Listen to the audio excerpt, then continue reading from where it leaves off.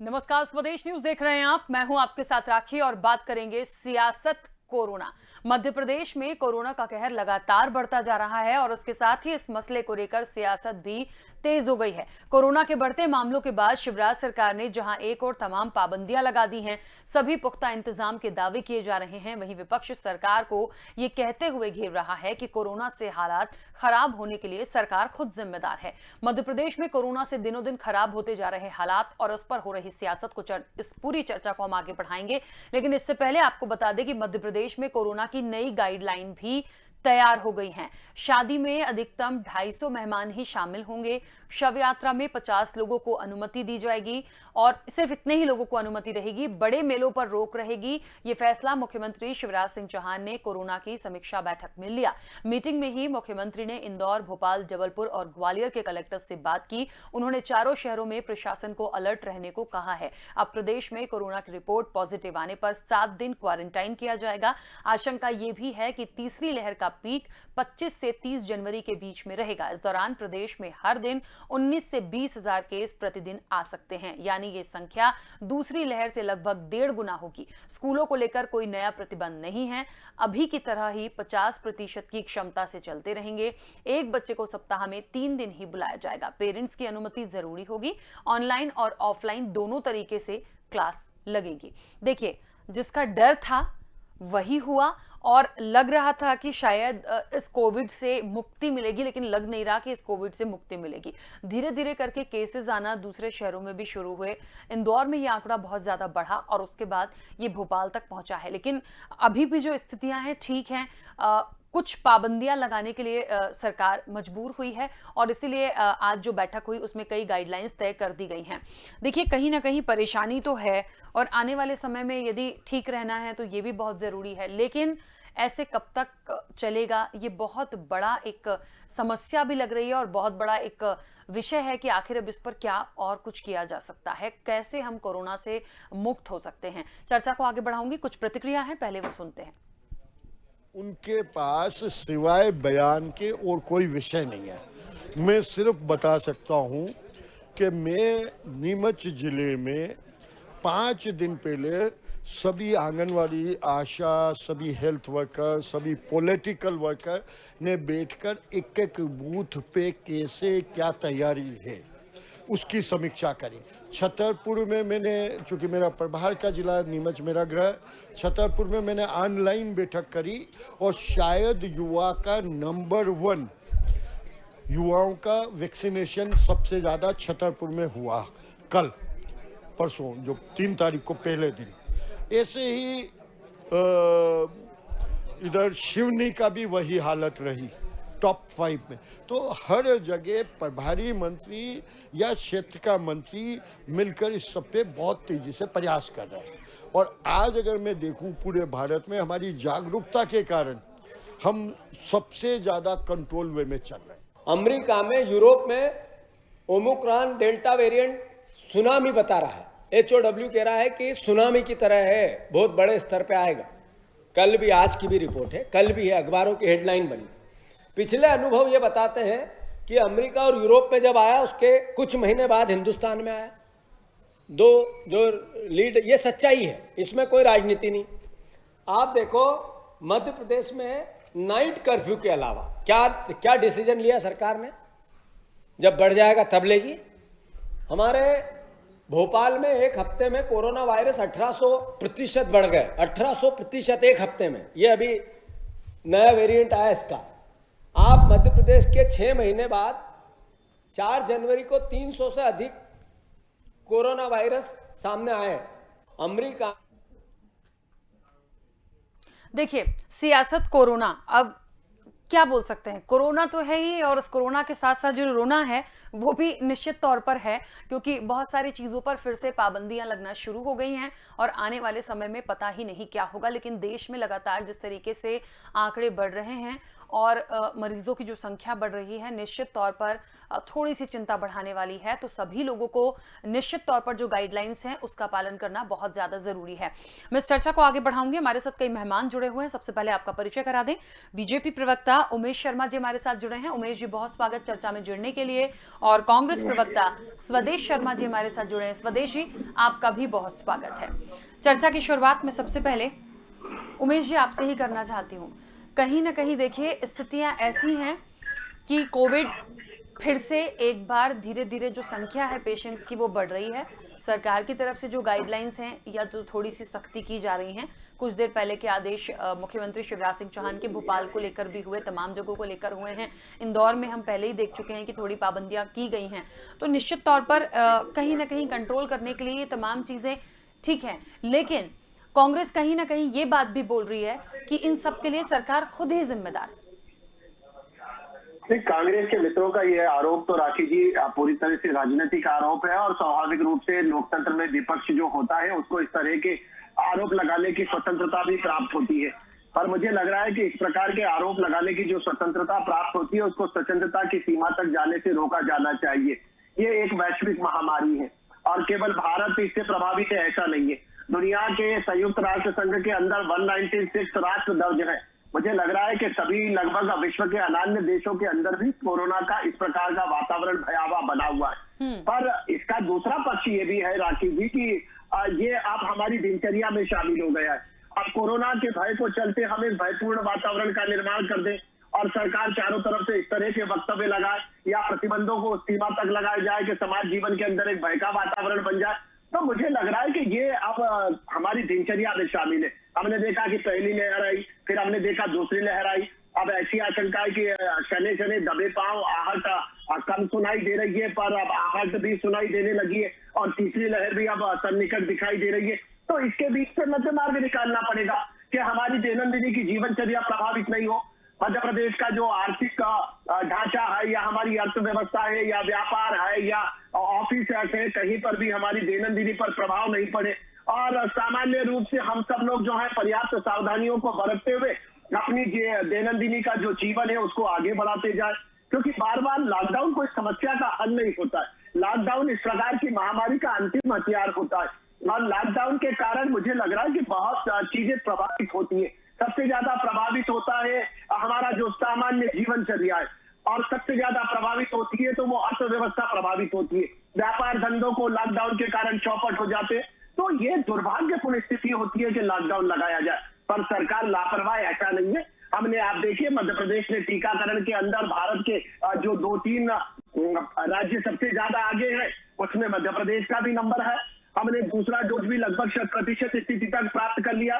तो मुझे लग रहा है कि कहीं ना कहीं मध्य प्रदेश की सरकार इस बात को लेकर बहुत गंभीर है और थोड़ा सा इसमें मुझे लग रहा है कि दलीय भावना से ऊपर उठकर विचार करना पड़ेगा और एक सामाजिक चेतना का वातावरण बनाना पड़ेगा, जागरण लाना पड़ेगा कि लोग मास्क का अनिवार्य रूप से इस्तेमाल करें, सैनिटाइजर करें, पर्याप्त दूरी रखें, भीड़ भाड़ से बचें। तो मुझे लग रहा है कि ये कुछ सामान्य आचरण है जिनका समाज जीवन में नागरिकों को भी अपनाना पड़ेगा। हम हर एक बात पर सरकार पर निर्भर नहीं रह सकते कि सरकार हर एक बात का दिशा निर्देश जारी करे।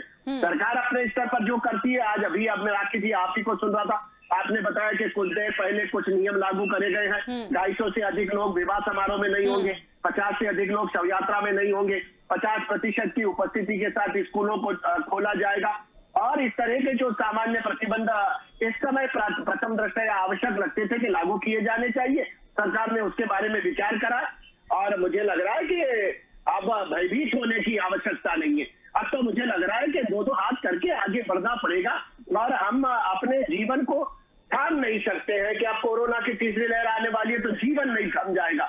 हम तो इसी के साथ चलना है, आगे बढ़ना है और सारी चीजों की प्राप्ति भी करना है। तो मुझे लग रहा है कि सरकार बहुत संजीदा है। एक आखिरी बात राखी जी, फिर हम स्वदेश जी को सुनेंगे।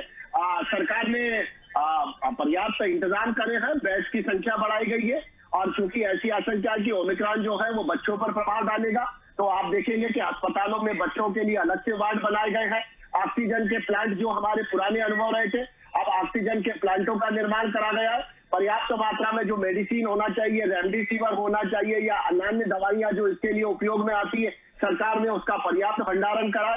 तो मुझे लग रहा है कि मेडिकल स्टाफ हो या पैरामेडिकल फोर्सेस हो या निगम का अमला हो या जिला प्रशासन हो, हर एक विभाग अपने स्तर पर तत्पर है, चाक चौबंद है। और अगर इस प्रकार का कोई तीसरी लहर आती भी है तो हमें लग रहा है कि मध्य प्रदेश निर्णायक रूप से बहुत प्रभावी ढंग से इस तीसरी लहर की लड़ाई लड़ेगा और हम लोग पूरा मध्य प्रदेश के 7 करोड़ नागरिक सुरक्षित भाव के साथ इस पर विजय प्राप्त करेंगे। ठीक है स्वदेश जी, जो स्थितियां हम पहले देख चुके हैं, फर्स्ट वेव, सेकंड वेव, अब तीसरी बार भी देख रहे हैं, और आगे का तो छोड़ दीजिए, अभी तो अब ये नया ही साल है और हम जो शुरुआत देख रहे हैं वो बहुत अच्छी नहीं दिख रही है। देखिए, इसके साथ जीना सीख लें, ये हम बहुत पहले से सुनते करते आ रहे हैं, लेकिन ये बहुत तकलीफ भरा है क्योंकि आज सरकार कह रही है कि तमाम तैयारियां हैं, तमाम चीजें हैं, लोगों की जागरूकता भी बहुत महत्वपूर्ण है इन तमाम चीजों के लिए, लेकिन विपक्ष भी जो बात कह रहा है कि सिर्फ सरकार ही जिम्मेदार है, ऐसा क्यों लग रहा है? और आपकी तरफ से यदि कोई सुझाव हो तो वो भी दीजिए।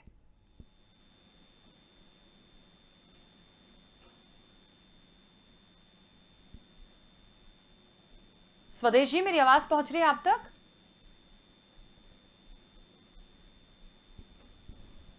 स्वदेश जी, मेरी आवाज पहुंच रही है आप तक?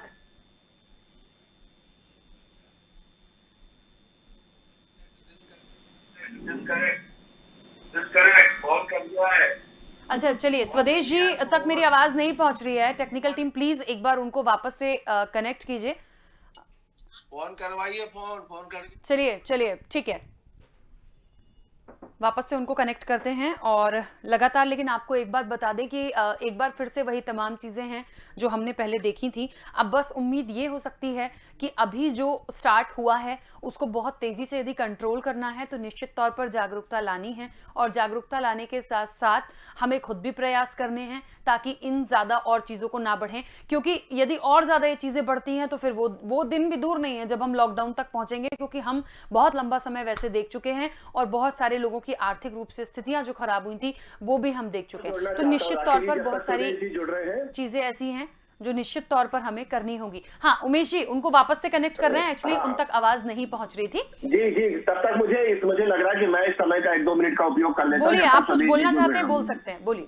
है ना, तो राखी जी मैं ये निवेदन कर रहा हूं कि इसमें राजनीतिक आरोप प्रत्यारोप से बचा जाना चाहिए।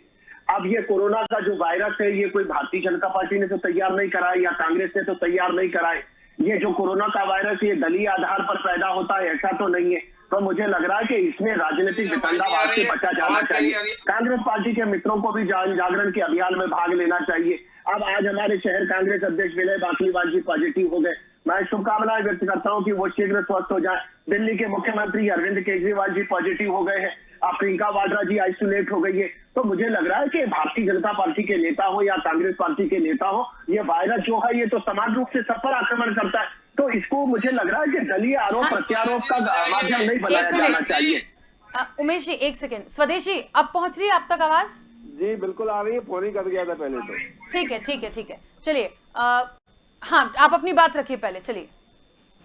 देखिए, आपने पहली बात तो सवाल कुछ भी सुन नहीं पाए क्योंकि हम डिस्कनेक्ट थे, लेकिन हम इतना जरूर जानते हैं कि डिबेट कोरोना पे हो रही है और कोरोना की बात हो रही है। रहा सवाल इस बात का, दूसरी लहर को हमने बहुत अच्छे से देखा, उसको खुद भी भोगा है, परिवार में भी भोगा है।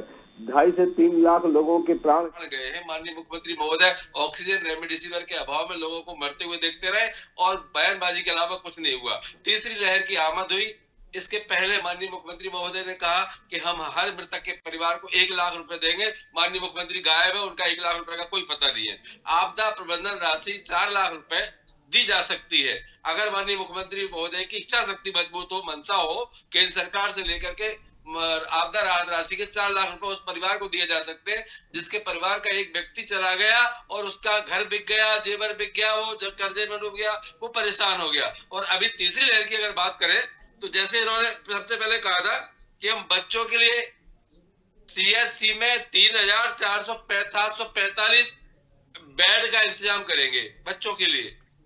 वो कहाँ चले गए? इन्होंने कहा था 700 पीडियाट्रिक और नर्सों को अटेंड करेंगे, कहाँ हमें जमीन पे दिखाई नहीं दे रहा है।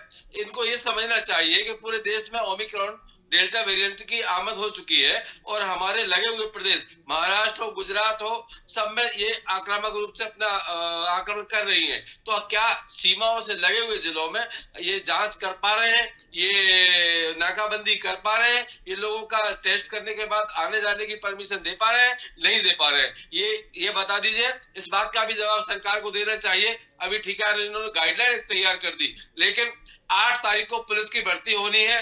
तकरीबन 12-13 लाख लोगों ने उसमें आवेदन किया है। पूरे प्रदेश में भीड़ लगेगी हर जिला मुख्यालय पर। क्या उसमें कोई इंतजाम किए हैं? क्या ये ओमिक्रॉन नहीं फैलेगा? ये सरकार चिंतित नहीं है। सरकार सिर्फ अपनी सरकार बचाने पर चिंतित है। सरकार नहीं कुर्सी बचाने के लिए, क्योंकि इस कुर्सी के दावेदार अनेक हो चुके हैं। रोजाना मीडिया की बात हो या कहीं की भी बात हो, जब से सिंधिया जी ने इस सरकार को बनाया है, ये सरकार खेलने पर लगे हुए हैं। रहा सवाल इस बात का कि आज अगर ये बात करें, ये बात करते हैं महंगाई की हालत कितने बद से बदतर हो चुके हैं। और ये माननीय मुख्यमंत्री महोदय को पता होना चाहिए, 88,000 रुपए प्रति किसान कर्जे में है, 48,000 पर व्यक्ति कर्जे में है, 3 लाख करोड़ के कर्ज में मध्य प्रदेश सरकार है। फिर भी वे 80 करोड़ का अपना जेट प्लेन खरीद रहे अपने लिए माननीय मुख्यमंत्री महोदय। ये इनकी संजीदगी है, ये इनकी भरमुंसाहत है, ये इनकी जनहितैषी नीतियां हैं। अरे भाई, ऐसे में जब कर्जा बढ़ रहा है, हम डीजल पेट्रोल सस्ते कर नहीं पा रहे, उसमें हम 8 रुपए 10 रुपए कम कर सकते हैं, पर नहीं कर पा रहे। तो कुल मिलाकर के सरकार सिर्फ खड़े होकर तमाशा देख रही है। जिस तरह से हमने दूसरी लहर में निपटा, भगवान से प्रार्थना करूंगा तीसरी लहर में ऐसा कुछ ना होने पाए। प्रभु भगवान के भरोसे हैं और भगवान ही बचाए मध्य प्रदेश को, नहीं तो ये सरकार के भरोसे की बात नहीं रही। अच्छा स्वदेशी, एक बात और अभी उमेश जी ने कुछ देर पहले बोली थी और जो हम रोज सुन भी रहे हैं, चर्चाओं में मीटिंग्स भी बहुत हो रही हैं, वो भी पहुंचती हैं कि पूरी तैयारी है, बच्चों के लिए भी अलग से व्यवस्थाएं की गई हैं। मतलब सरकार अभी कहीं से पीछे नहीं है। यदि कोई स्थितियां बिगड़ती हैं तो सरकार तैयार है, कोई बड़ी अनहोनी हम नहीं देखेंगे, ये दावा है सरकार का। देखिए, सरकार का दावा है, माननीय मुख्यमंत्री महोदय ने स्वयं कहा था कि 700 हम पीडियाट्रिक और नर्सों को ट्रेंड करेंगे। 700 में से 7 भी नहीं किए। क्या तैयारी है? इन्होंने कहा था CSC में हम 3,745 बेड तैयार करेंगे नए, 7 बेड भी तैयार नहीं है। अब कैसे मान लिया जाए तैयारियां क्या है? जब इन अमली जामा पहनाओ अपनी घोषणाओं को, तब तो समझ में आए, नहीं तो समझ में कैसे आएगा? आपने देखा पिछली दूसरी लहर थी, कितनी दर्दनाक थी। हमने कितने सारे पत्रकार साथियों को खोया है, हमने कितने मित्रों को खोया है, 2.5 से 3 लाख लोगों की जाने गई है। हमें उससे सचेत रहना चाहिए। हम इवेंट में ना लगे रहे, हम बयानबाजी में ना लगे रहे, हम सरकार के साथ खड़े रहे। जब से कोरोना आया, आपदा विपदा में सब वक्त को साथ होना चाहिए, हम खड़े रहे। भले ही हमसे सलाह मांगी नहीं मांगी, लेकिन माननीय मुख्यमंत्री महोदय ने कांग्रेस के माननीय हमारे कमलनाथ जी से ऑक्सीजन गैस की मांग की, माननीय कमलनाथ जी ने तुरंत ऑक्सीजन की व्यवस्था कराई। अगर मांग नहीं भी की तो हमारे MLA जो हमारे ब्लॉक अध्यक्ष, जिला अध्यक्ष, संगठन का हर व्यक्ति अपने अपने स्तर पर लगा रहा और ऑक्सीजन रेमडेसिविर इंजेक्शन, हमारा खुद का बेटा राघवगढ़ तक इंजेक्शन और दवाइयां देने गया था, आर्यन शर्मा जिसका नाम है। तो हम कांग्रेसियों ने पूरी शिद्दत से सेवा की लोगों की, लेकिन सरकार सिर्फ बयानबाजी करती रही। इन्होंने हर जिले में एक प्रभारी नियुक्त किया था, पर वो प्रभार के जिलों में कोई नहीं गए। राजधानी में अकेले चिकित्सा स्वास्थ्य मंत्री और माननीय मुख्यमंत्री और माननीय गृह मंत्री की बाइट चलती रही, बकाया जमीनी स्तर पर कोई कुछ नहीं हुआ। हाँ, चौथा कोई मंत्री दिखा तो एक मंत्री जरूर प्रद्युम्न सिंह तोमर है, वो एक अस्पताल के सामने खटिया बिछाकर लेटे रहे दूसरी लहर में। तो इनकी अमली जामा पहनाने की व्यवस्था कहाँ है? हमें कुछ दिखाई नहीं दे रहा है। हम इसीलिए, और ये राष्ट्रवाद विरोध की बात अभी हमारे प्रवक्ता की एक लाइन मैंने सुनी थी कि कांग्रेस इस पर राजनीति कर रही है। तो संवैधानिक व्यवस्थाओं के तहत ये हमको संविधान ने अधिकार दिया है कि जनता के हित में हम काम करें, जनता के लिए हम काम करें। जनता से के लिए सरकार से अगर कुछ उनके हक की बात करना है तो हमें सब तरह के विरोध करने के जितने भी रास्ते हैं हम सब अपनाना चाहिए और सरकार तक जनता की मांग को पहुंचाने में हमें पूरी शिद्दत से काम करना चाहिए और हम करते हैं। और पत्रकारिता हो या राजनीति हो, देश और देशवासियों के लिए ना हो तो वो निरर्थक है, मेरा ये मानना है। सवाल इस बात का तो अभी प्रवक्ता महोदय को ये चाहिए कि तैयारी क्या अमली जामा पहननी ये बता दे। ठीक है, हाँ उमेश जी अब अपनी बात रखिए। राखी जी, मुझे लग रहा है कि सुदेश जी को मैं बहुत ध्यानपूर्वक सुन रहा था और मुझे लग रहा है कि डिबेट जो है वो कोरोना के विषय को लेकर है। ठीक है, उनके अपने राजनीतिक आरोप हो सकते हैं, वो महंगाई पर भी पहुंच गए, बेरोजगारी पर भी पहुंच गए और मुझे लग रहा है कि उन्होंने बहुत सारा समय उन सारी चीजों पे ले लिया। खैर ये उनका अपना विषय है कि वो किस तरह से अपने विषय का प्रतिपादन करते हैं। और मैंने राखी जी पहले भी कहा था, सुदेश जी उस समय सुन नहीं पा रहे थे, तो मैं दोहरा देता हूँ और बहुत संक्षिप्त में दोहरा देता हूँ। एक तो जो हमारी क्राइसिस मैनेजमेंट कमेटियां हैं वो जिला स्तर पर भी गठित है और क्राइसिस मैनेजमेंट कमेटियों की हर एक जिला स्तर पर प्रारंभिक बैठकें हो गई है और मुझे लग रहा है कि प्रत्येक जिला स्तर की क्राइसिस मैनेजमेंट कमेटी ने जो है अपने अपने जिला स्तर के लिए क्या सावधानियां बरती जानी चाहिए उन सब चीजों का अनुमोदन राज्य सरकार को करा और राज्य सरकार ने आज उसके ध्यान में रखते हुए कल हमारी इंदौर की भी क्राइसिस मैनेजमेंट की एक बैठक हुई थी। और जहां तक पीडियाट्रिक नर्सों का सवाल है, मैं उनकी संज्ञान में लाना चाहता हूं कि जो 3,800 या 900 का वो आंकड़ा बना रहे थे, मुझे लग रहा है कि मध्य प्रदेश में इस समय इस तरह की दक्ष और निपुण 7,000 नर्सेस और पैरामेडिकल की पोस्टों उसको तैयार करा गया है। और बच्चों के वार्ड मैंने पहले भी बताया था, वो उस समय जुड़ नहीं पाए थे, दोहरा देता हूँ कि मध्य प्रदेश का संभवतः कोई एक ऐसा अस्पताल या कोई एक ऐसा जिला नहीं है कि जहां पर बच्चों के लिए अलग से आईसीयू के वार्डों को, केवल वार्ड नहीं आईसीयू के वार्ड भी बनाए गए। और ये जमीनी हकीकत है, जमीनी हकीकत है। मैं इसका आपको चैनल पर लिखकर नहीं दे सकता ना, अब चैनल पर तो आपको शपथ पत्र पेश नहीं कर सकता हूँ। मैंने भले नहीं सुना है पर मुझे पता है कि रटे हुई बातें क्या कही जाएंगी। अरे जमीन स्तर पर बात करूंगा। कहा बोलता हूँ, थोड़ा सा धैर्य पूर्वक सुनना भी तो सीखिए बंधुओं। जब आप बोल रहे थे तो मैं तो कितना शांति और धैर्य से सुन रहा था, और आप अतिरिक्त समय लेना चाहते हैं तो और आपको धैर्य और शांति पूर्वक सुनूंगा। अब मैं चैनल पर एफिडेविट तो नहीं दे सकता हूँ ना। अब यहाँ तो एंकर बैठी है, पर नौकरी तो बैठा नहीं है ना कि उनसे एफिडेविट सर्टिफाइड करा लूं। सारी तैयारियां चाक चौबंद है, आप निश्चिंत रहिए। और सुदेश जी ये जानकर है कि आपको भी हुआ था, मेरा परिवार भी हुआ था कोरोना में, तो हम तो उस दौर से बाहर निकल कर आए हैं।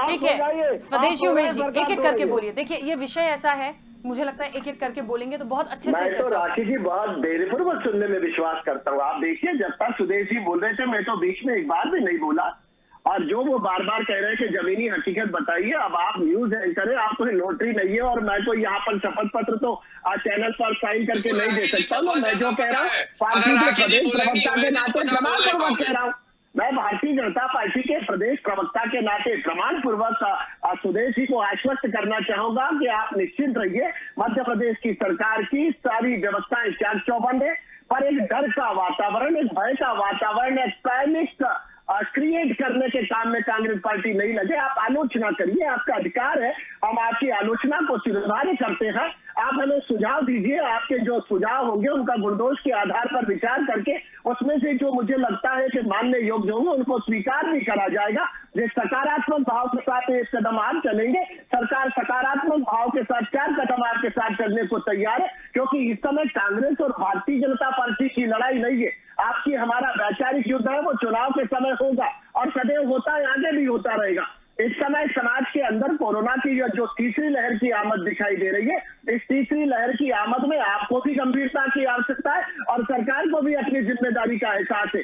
हम अपनी जिम्मेदारी का निर्वहन ईमानदारी और प्रतिबद्धता के साथ कर रहे हैं, और आप भी गंभीरता के साथ अपनी राजनीतिक भूमिका का निर्वहन करिए। इस समय हम सभी दलों का उत्तरदायित्व बनता है, पूरे समाज का उत्तरदायित्व बनता है कि मध्य प्रदेश के अंदर भय के वातावरण का निर्माण नहीं होने से ये जिंदगी क्षमा नहीं करती है। कोरोना की आज तीसरी लहर आई है या आने वाली है, तो इसके आधार पर हम अपनी दैनंदिनी और दिनचर्या को समाप्त नहीं कर सकते। ये जीवन इसी गति से चलता रहेगा, और कोरोना अगर आता है तो कोरोना के साथ चलकर भी मुझे लग रहा है कि मार्ग निकालने पड़ेंगे। तो स्वदेश जी सरकार अपनी उसके बात लिए रखिएगा। तैयार है। ठीक है उमेश जी, ठीक है।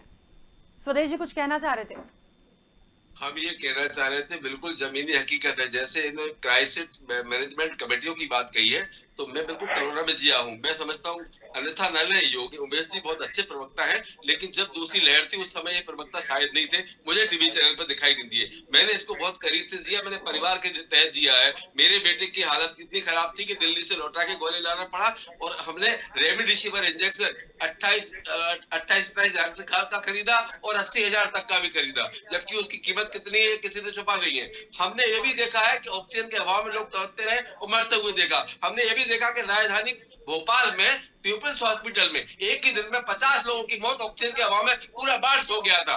पूरा बाढ़ खत्म हो गया था। तो हमने इन सब दौरों से गुजरे हैं। इसमें हम आपदा प्रबंधन में आपदा किसी भी तरह किया है, इसमें हम सरकार के साथ खड़े रहे, आगे भी खड़े रहेंगे। निश्चित रूप से हमने ऑक्सीजन दिलाने में पूरी मदद की, हमने दवाइयां बंटवाने में मदद की, सरकार का हमने पूरा साथ दिया। लेकिन सरकार को चेताना हमारी जवाबदारी है, हमारी ड्यूटी है कि दूसरी लहर में जो हमने तबाही देखी है, जो हमने मंजर देखा है, आपने भी देखा होगा, एक किताब भी छपी है जिसमें स्मरण दिलाने के लिए तकरीबन 100 से ज्यादा पत्रकारों की मौत कोरोना से हुई है। वो एक किताब देवश्री माली ने लिखी है जिसका विमोचन राजधानी में होगा। माननीय मुख्यमंत्री और माननीय पूर्व मुख्यमंत्री कमलनाथ जी भी उसमें शामिल हुए थे। तो कुल मिलाकर के एक इतिहास बन गया है कि कोरोना दूसरी लहर में हमने कितनों को खोया है। ऐसी स्थिति अब आगे न बनने पाए। मित्र, मैं ये मानता हूँ क्राइसिस मैनेजमेंट कमेटी की जो बात कर रहे थे आप, क्राइसिस मैनेजमेंट कमेटी की मानता कोई नहीं है, वो बना दी जाती। उसमें क्या हुआ, आए तो लोगों को ले लिया, कभी किसी राजनीतिक व्यक्ति को ले लिया, लेकिन ये नहीं लिया कि फील्ड में काम कौन कर रहा है। अगर क्राइसिस मैनेजमेंट कमेटी एक्चुअल में बनाना है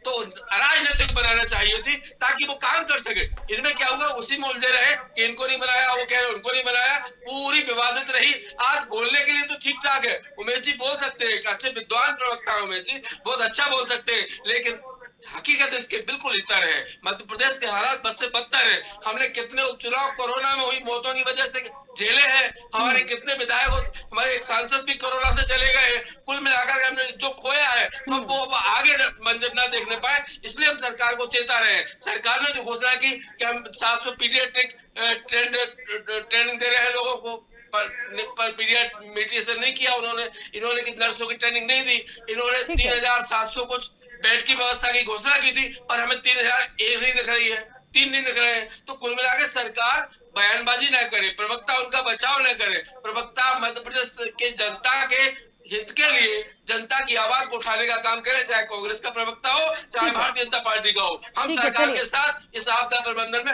आपदा में खड़े रहेंगे। ठीक है, देखिए क्या है, एक कोरोना ऐसी चीज है जो कोई दल देख के तो लगना नहीं है उसको, ये सबको किसी को भी कहीं ना कहीं गिरफ्त में ले सकता है। तो इसके लिए क्या सार्थक प्रयास हो सकते हैं वो किए जाने चाहिए, सियासत बिल्कुल नहीं होनी चाहिए। बहरहाल यदि कमियां हैं तो विपक्ष का अधिकार है, धर्म है उनका कि वो तमाम बातें रखें, और सत्ता पक्ष को भी ये गंभीरता से लेना है कि निश्चित तौर पर यदि कोई अच्छा सुझाव है तो उसे लेकर चले, क्योंकि सबको मिलकर इस जंग से ही लड़ना होगा। चलिए, क्योंकि समय की सीमा है, आप दोनों मेहमानों का बहुत शुक्रिया इस चर्चा में जुड़ने के लिए। सियासत, कोरोना, करेंगे सियासत, भले हम कह दें कि कोरोना है और महामारी पर सियासत नहीं होनी चाहिए, लेकिन करेंगे। और आपको इस चर्चा से समझ में आ गया होगा, विपक्ष अपना धर्म पूरा निभाएगा। अब देखिए, आने वाले समय में कुछ गाइडलाइंस तय हो गई हैं, पाबंदियां कुछ हो गई हैं, और ऐसे हम कैसे इससे मुक्त हो पाएंगे, कैसे हम इससे जीत पाएंगे, ये सब निश्चित तौर पर हमें देखना होगा। फिलहाल चर्चा में इतना ही। बने रहिए स्वदेश न्यूज के साथ, सबसे पहले देश।